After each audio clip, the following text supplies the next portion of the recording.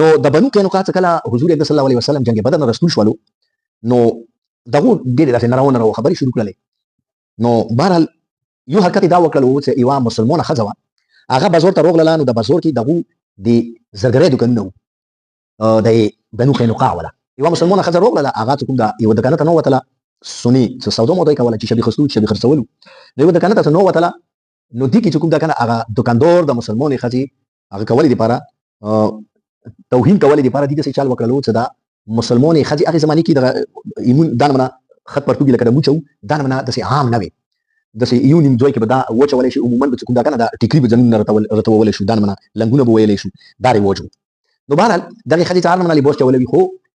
دغه چې کوم یهودي وو دا لوی شرارتي وو چې د کوم دوکاندار وو دې څه چل وکړو چې دغه زنانه والا د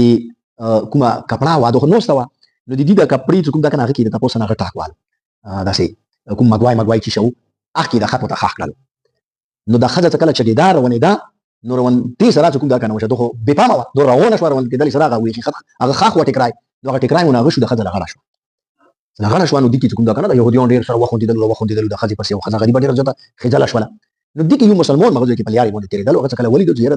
د مسلمانې ښځې داسې توهین یې وکړلو نو هغه لګیا شولو چې کوم دا که نه هغه یهودي چې کوم دا حرکت کړی و هغه درته په تورې وویل مړې کړلو دې کې یهودیان راچک شولو د مسلمانې مړ کړل ټول راجمع شولو د مسلمان خیر د خبره حضور اکرم صلی الله علیه وسلم ته راورسېدله نو دغه په دې دوران کې یو دا حرکت وکړلو یو به دغه مسلمانانو ته دا خبرې کولې چې یاره تاسو چې کوم دا که نه بدر کې هغه دیهاتي خلکو هغه سره وختي وي مکې والا خلکو سره څهونه په څه پوهېږي نه تلیم شته نه ټریننګ شته د جنګ نه څه پته ورته شته تاسو سمو خلکو سره وختي نه تاسو سمو خلکو سره واوړئ تاسو ته پته ولګي دا حرکتونه به کولو پیغمبر اسلام ته خبره ورسېدلې وه اوس اگر چې دغه سره معاهده شوي وه چې موږ به ولته څه نه یو او دغه دغه معاهدې خلاف ورزي وکړله دا کور یې وکړله مسلمانې ښځې سره مسلمانې مړ کړلو نو بهرحال حضور اکرم صلی الله علیه وسلم دغه ته جواب ورواستولو چې وکړه تاسو کوم کور وکړو دا مخول نه نو دغه ته په جواب کې ویلو چې یاره نشته معاهدې یو چی شي معاهده دی تو سره پیغمبر اسلام ته فرمایي ځکه چې کوم سره معاهده نشته نو بیا نو پیغمبر اسلام ویرغلو دی هغه کوم کله کومې کلی کې دغه پته کېدل وغنه رچاپیر شو مسلمانانو سره چاپیر شو دغه کلی ته نه وته 15 دین پیغمبر اسلام محاصره وکړه پنځل سوري بعد روغلو مینات زارې شو پیغمبر اسلام ته فرمایي چې بس یک واخې ګړه سره کوي شو صرف تش لوس وي جوړ جمو کې دي نه وځي څه کوم پلاځه مدینه کې منغونه کومي وځي میګي کورونا مول سکای چې شم دي چې دا هغه به وي تش لوس دي ځنه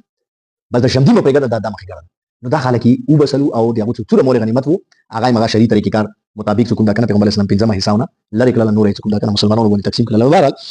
نو د بنو قینقاع کله حضور اکرم صلی الله علیه وسلم جنگ بدر نه رسول شولو نو دغه ډېر داسې نارونه خبرې شروع کړلې نو بهرحال